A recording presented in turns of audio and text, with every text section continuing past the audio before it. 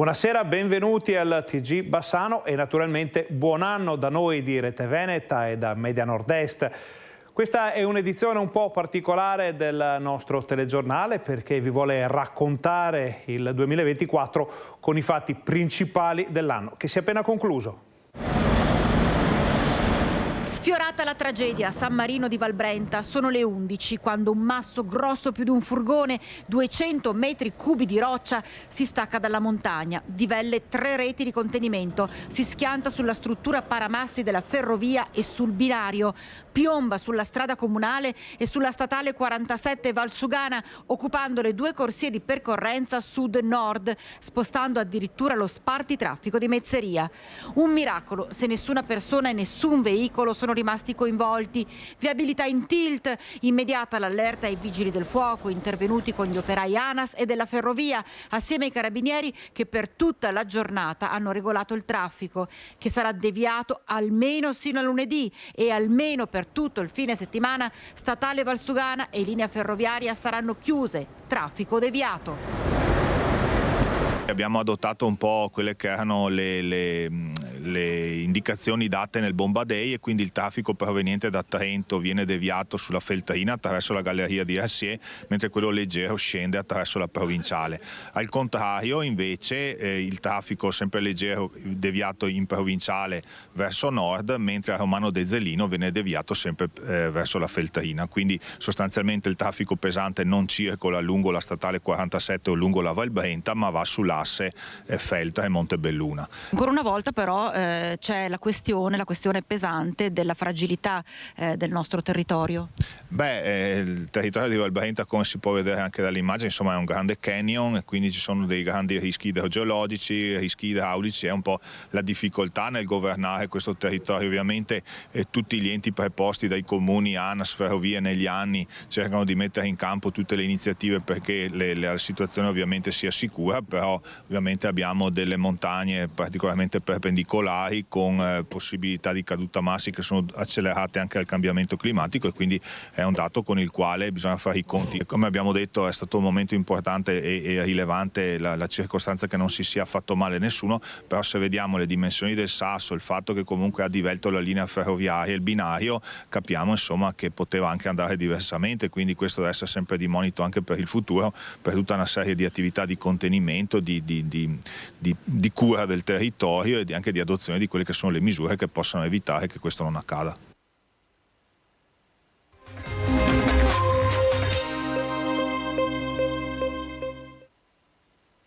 Una dunata che non si è limitata a entrare nella storia, ma che la storia l'ha scritta. La dunata dei record, la dunata del secolo, quella che ha portato a Vicenza 500.000 persone e che ha fatto sfilare 100.000 penne nere. I numeri parlano chiaro, è stata la dunata più grande della storia. Le immagini hanno toccato i cuori di chi può dire mai come stavolta con orgoglio io c'ero.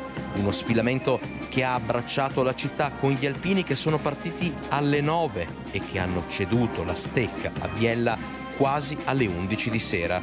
La città ha risposto presente sotto ogni punto di vista.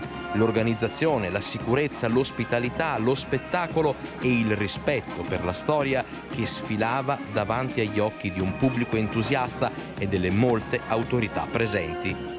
Gli alpini del Vicentino hanno sfilato attorno alle 21, Asiago con la banda di Cesuna, poi la sezione ANA Montegrappa di Bassano con la sua fanfara e le salmerie e a seguire Marostica.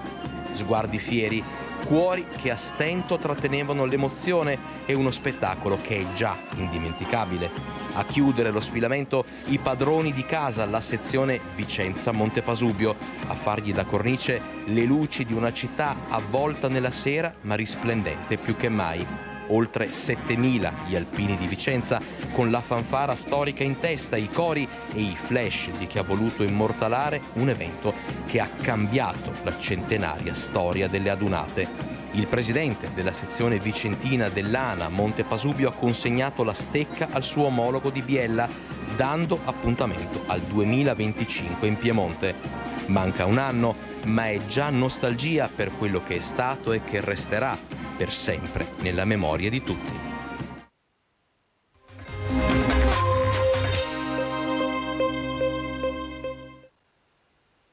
La dunata dei record sulle emittenti dei record, dove gli alpini sono di casa e dove ancora una volta hanno fatto breccia nel cuore di quasi 1,5 milioni di telespettatori che hanno seguito la dunata di Vicenza su Antenna 3, Rete Veneta e TV12. Un segnale chiaro di un legame profondo che il gruppo Media Nord-Est ha saputo costruire e mantenere con il territorio. Dunque, ancora una volta, record infranti per il gruppo Media Nord-Est che ha trasmesso l'evento con una copertura integrale iniziata dalle prime ore della mattina e che si è protratta fino alle cerimonie serali, offrendo interviste, immagini esclusive e momenti di grande emozione che hanno catturato gli spettatori davanti allo schermo, confermando una supremazia schiacciante rispetto a tutta l'offerta televisiva locale concorrente. Antenna 3, leader assoluta per ascolto medio e ancora una volta prima TV in Veneto.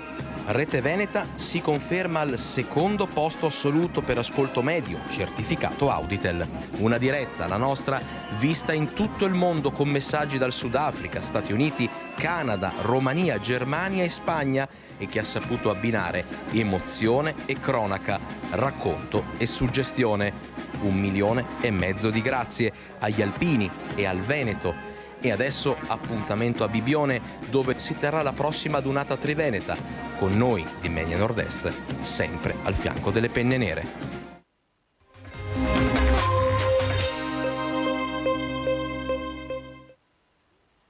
Ballottaggio doveva essere e ballottaggio è stato. Fin qui nulla di nuovo lungo il Brenta.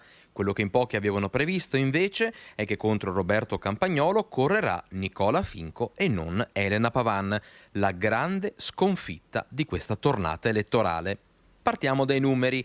La coalizione di centro-sinistra vince il primo turno con 5.926 voti totali, pari al 28,44%.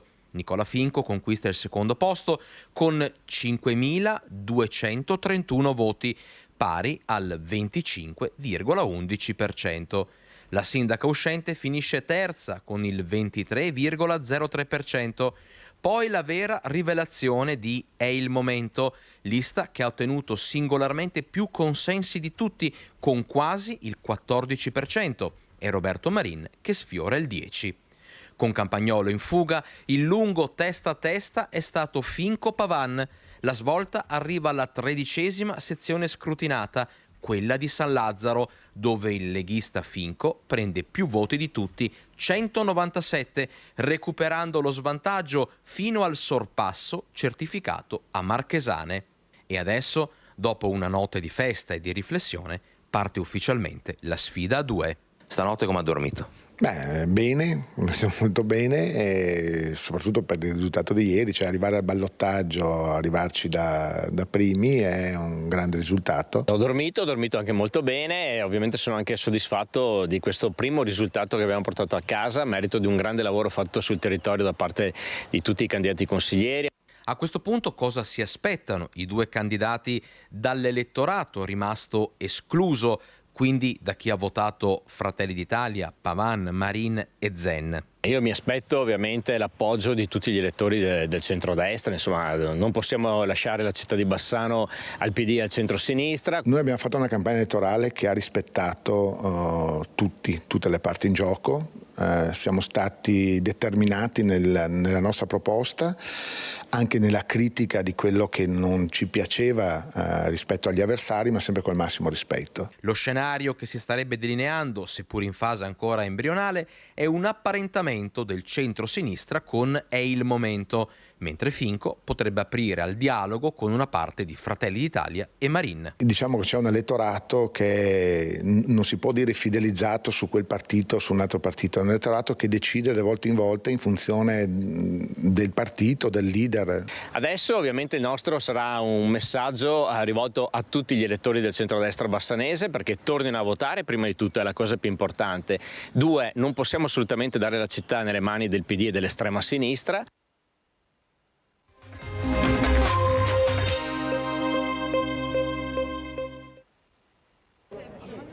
Dici festa del santo ed è chiaro per tutti, in tutto il mondo, una festa declinata in tutte le lingue della terra, quella del 13 giugno. Sant'Antonio emoziona, unisce, è un amico di famiglia.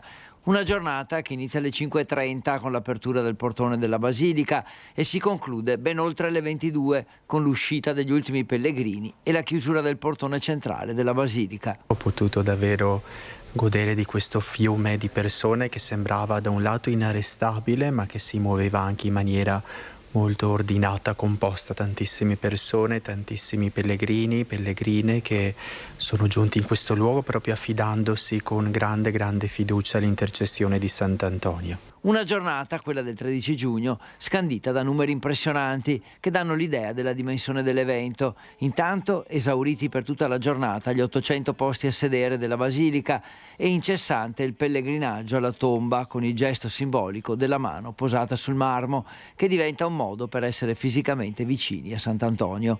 Almeno 40.000 i pellegrini dall'inizio della tredicina, 4.000 i passaggi alla Cappella delle Reliquie nella sola giornata del Santo. Durante la tredicina accese 15.000 candele virtuali, 8.000 solo il 13 giugno attraverso il sito 13giugno.org. Infine raggiunte attraverso i social del Messaggero quasi 900.000 persone e quest'anno la giornata è stata scandita dalla richiesta di pace. Una richiesta che rimane sempre viva, speriamo che possa salire al cuore di Dio, ma speriamo che soprattutto trovi in chi ha responsabilità la disponibilità ad operare concretamente a favore della pace. Più volte ci è stato ripetuto che la pace può essere raggiunta soltanto se tutti sono disposti a perdere qualcosa, a rinunciare a qualche cosa per trovare però un di più di comunione e di dialogo.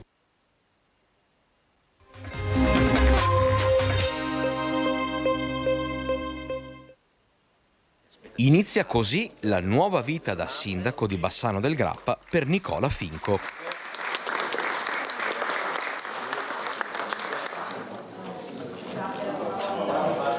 Sono da poco passate le 10, il magistrato e i presidenti dei seggi avevano appena ratificato l'esito del ballottaggio, quando Nicola Finco con la sua famiglia entra in municipio per prendere possesso di quella che almeno per 5 anni sarà la sua nuova casa. Stamattina come ci si è svegliata da First Lady, da moglie del primo cittadino?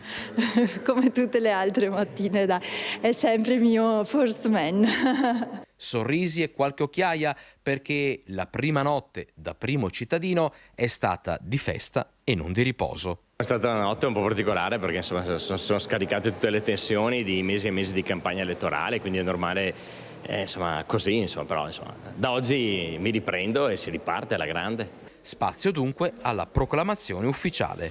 Benissimo, da questo momento il nuovo sindaco Nicola Finco entra in carica. Grazie.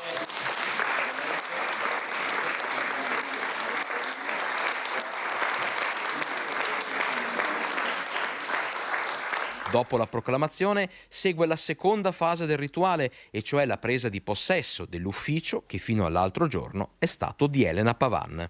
Nicola Finco, emozioni per questo ingresso in quella che sarà un po' la sua casa, il suo ufficio dove lavorerà per i prossimi 5 anni, dove immagino incontrerà i cittadini, porte sempre aperte.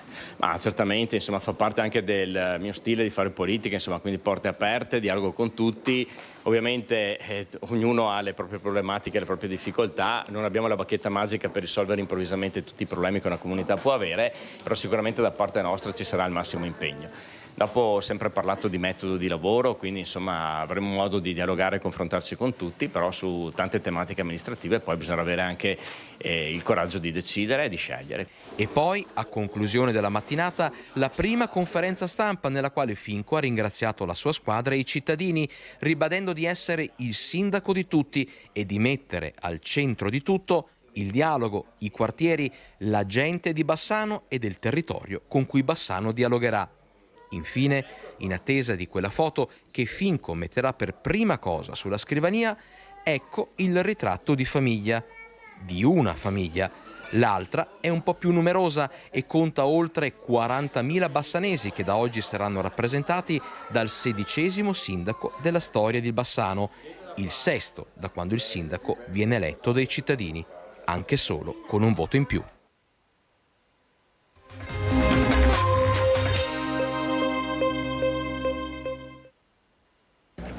Dopo lo shock delle scorse ore, oggi è il momento del dolore per Gallio. Solo in mattinata, dopo una notte di ricerche da parte dei vigili del fuoco e del personale USAR, sono stati recuperati i resti del corpo di Luigi Rossato, il medico in pensione di 72 anni, morto nella sua abitazione di via Ecca a seguito della tremenda esplosione causata dalla rottura di un tubo di gas metano durante uno scavo per la posa di cavi elettrici lungo la strada. Erano le 17 di venerdì 1 ottobre quando un boato ha scosso il centro abitato del paese dell'Altopiano, poi le fiamme. Nella deflagrazione Rossato era rimasto bloccato al primo piano della villetta dove viveva con la moglie, che in quel momento era fuori casa, e uno dei 2 figli, che ha cercato disperatamente di salvare il padre, ma per l'anziano medico non c'è stato nulla da fare. Un'intera comunità piange la sua scomparsa. Sono orgogliosa della comunità di Gallio perché tutti hanno dato supporto e sostegno ai familiari e ci siamo uniti come comunità perché il dottor Rossato era una persona conosciutissima e era una persona speciale a cui tutti abbiamo voluto bene e quindi ci siamo stretti attorno a questa famiglia e in questi momenti abbiamo dimostrato di essere una vera comunità. Luigi Rossato aveva iniziato a lavorare come medico di medicina generale per poi ricoprire l'incarico di responsabile del servizio igiene degli alimenti e nutrizione dell'ULSS, occupandosi a 360 gradi delle attività di igiene pubblica in altopiano, dalle campagne di vaccinazione alle verifiche e ispezione di vario tipo. Nonostante fosse già in pensione, durante la pandemia aveva ripreso servizio per aiutare nell'attività di vaccinazione anti-Covid ed era da tutte e tutti considerato un punto di riferimento per la professionalità, ma soprattutto per la sua umanità. Intanto la Procura di Vicenza ha aperto un fascicolo e sta attendendo una prima relazione su quanto accaduto. Potrebbe procedere per disastro e omicidio colposi in relazione all'esplosione e al crollo della villetta che ha causato la morte del medico 72enne Luigi Rossato. Un atto più che dovuto, come conferma anche la sindaca Sambugaro. Bisogna studiare bene come si è evoluto questo enorme danno anche perché c'è una vittima, insomma, e quindi bisogna capire bene cosa è successo.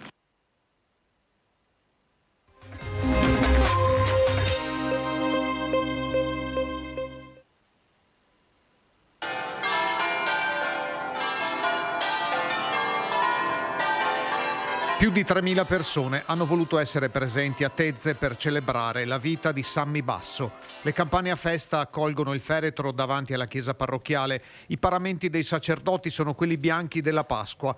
Tutti gli amici indossano abiti colorati, non il nero che lui non avrebbe voluto. C'è la festa, coi canti di speranza che il coro esegue e fa cantare all'assemblea. Le letture scelte parlano della carità, la virtù più grande anche della fede e della speranza, e le beatitudini, quelle che esaltano i piccoli e gli umili.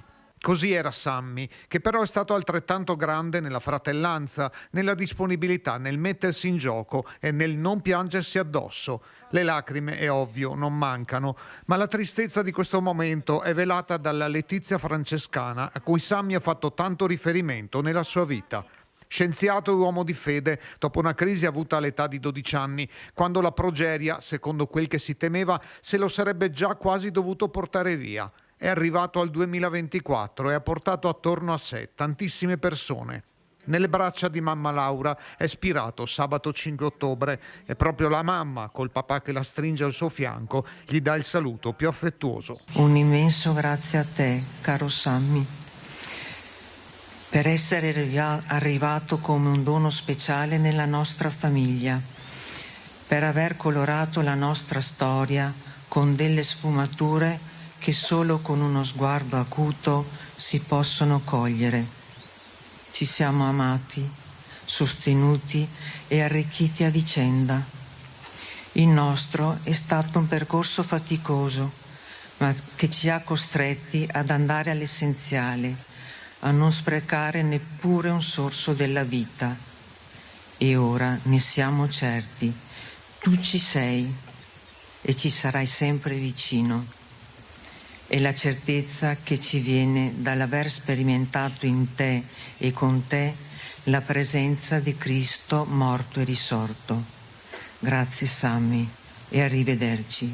Sammy vi direbbe: ciao amici, grazie per essere venuti, vi voglio bene.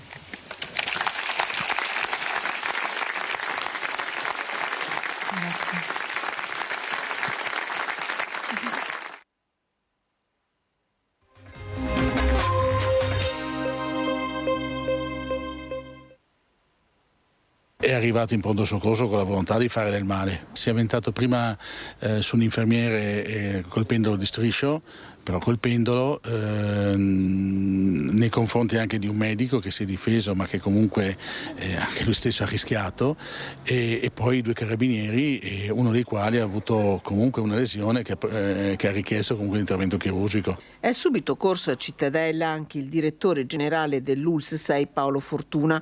Un fatto sconvolgente quello accaduto. Sono le 8 quando lungo le vie del centro viene segnalata al 112 la presenza di un uomo in stato confusionale armato di coltello. I carabinieri lo stanno cercando quando dal pronto soccorso arriva la richiesta d'aiuto.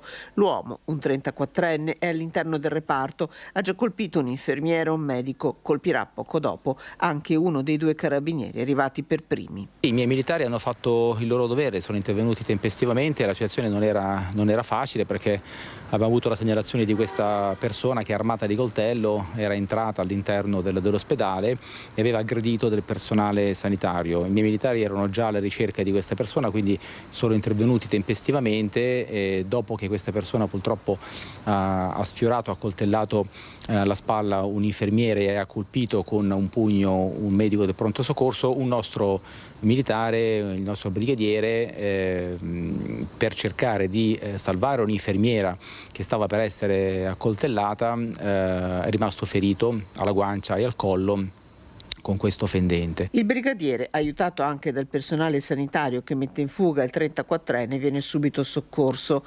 L'uomo a questo punto tenta la fuga, ma all'esterno viene fermato dai carabinieri che lo bloccano con l'uso del taser e lo arrestano. Il militare sta bene, in buone condizioni generali, è stato sottoposto a intervento chirurgico che è terminato e non avrà delle conseguenze. Le indagini sono condotte dai carabinieri che hanno sentito gli operatori sanitari tutti sotto shock. Il 34enne è persona seguita con problemi psichiatrici, un fatto grave accaduto in un luogo di cura. Il pronto soccorso in particolar modo deve essere un luogo laicamente sacro per tutti, va rispettato, cioè queste cose qua non possono capitare all'interno di una struttura dove la gente veramente si prodiga per far guarire persone.